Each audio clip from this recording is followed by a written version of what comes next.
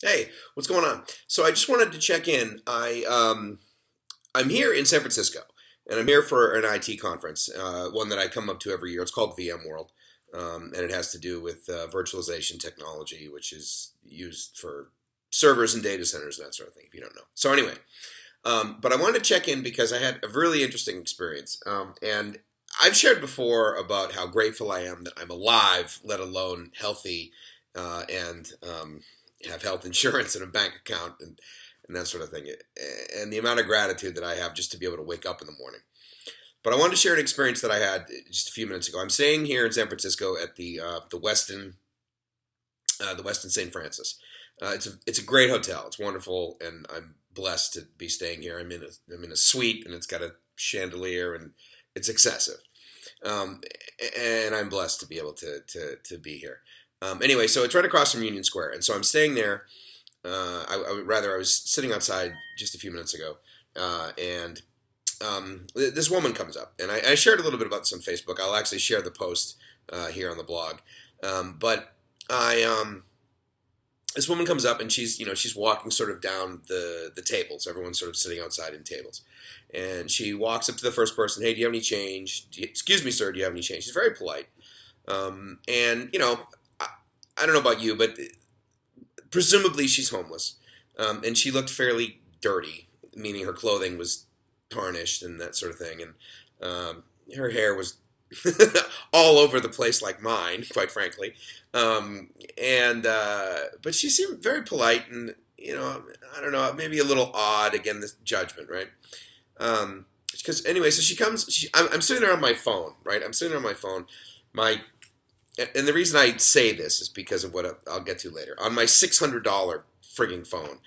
And she comes up to me and says, do you have any change? Right? Now, I'm in San Francisco. This is hardly an inexpensive city overall. And certainly downtown, and certainly where I'm staying, it's not inexpensive by any means. And so I'm sitting there, and there's a bunch of people around me, and of course everyone's on their phone. We're all down like this, and I'm like answering email, and I'm posting on Facebook, and I'm, sort of taking in all the sites or whatever. And this woman comes up. She says, "Excuse me, sir," and I'm like this, and she says, "Excuse me, sir, do you have any change?" And I look up at her, and I'm almost in the mode where, okay, I know this. I can see her out of the corner of my eye. She's going to come over. She's going to use the same phrase that she just used with this previous person, and she's going to ask me for change.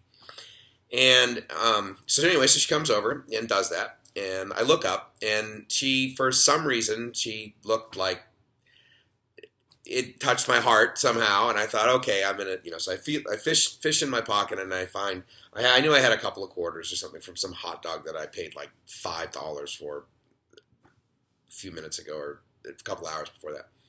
And so I have like 75 cents or something in my pocket, and I find two quarters, and I give her these two quarters. And she looks up at me, and she's like, thank you so much. And she like smiles, and she looks down at my shorts, and she says, wow, those shorts are really hot. And I laughed basically like I'm doing now.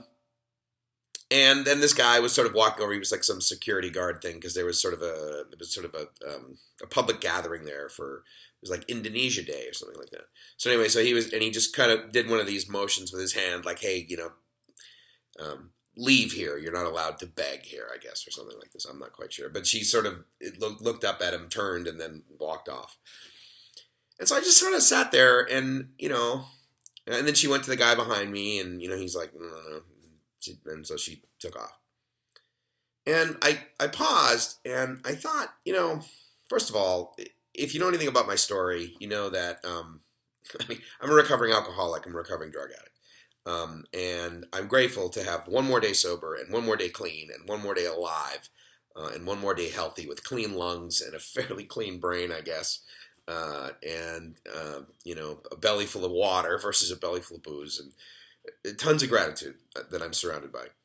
And so she's walking off, and I think to myself, I wonder what got her to this point, like to the point where she was just like walking through, and then to like what got her to the point where she walked up to me and asked me for money. I mean, or what got her to the point where she was a few minutes ago.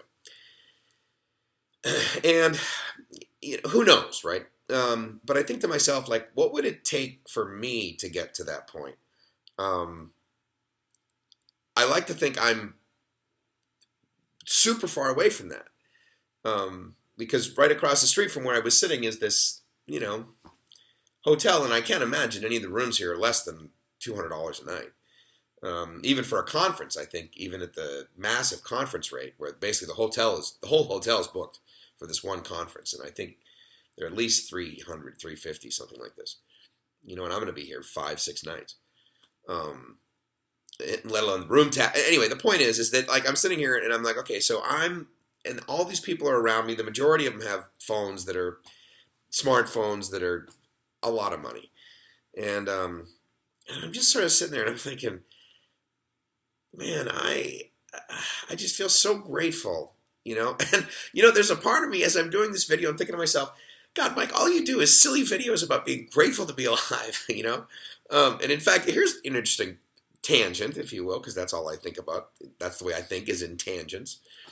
Is that recently someone reconnected with me on Line, which is a sort of a if you don't know, it's a communication app that I found a couple years ago when I was in Thailand. And I find that a lot of people from Thailand and Cambodia, Philippines, that sort of thing, a few people from Laos use Line to communicate. And it's like Skype or Facebook Messenger or Yahoo Messenger or whatever. And it's got a phone app and the ability, and you send little images or whatever. Anyway, so they reconnected me with me online. And they said, hey, do you miss me? And I said, well, yeah. I said, it'd be good to see you again. I said, but I didn't think you liked me. I thought, like, basically you were like, Mike, you're always too happy, and I'm here, and I'm working, and, you're always in a great mood and all this. And I said, I thought, you just didn't like me because I was too happy. And she said, yeah, you're pretty happy. Like, I don't understand how you think your life is so great.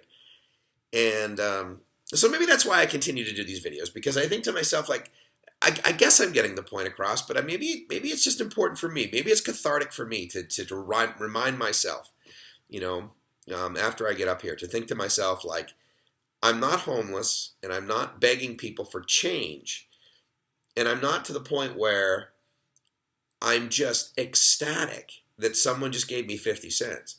I am thrilled that there is an organization that wants to pay me for my time that I put in as a worker. I'm honored by that, and I love my job, and I'm thrilled with the success that my team and I have.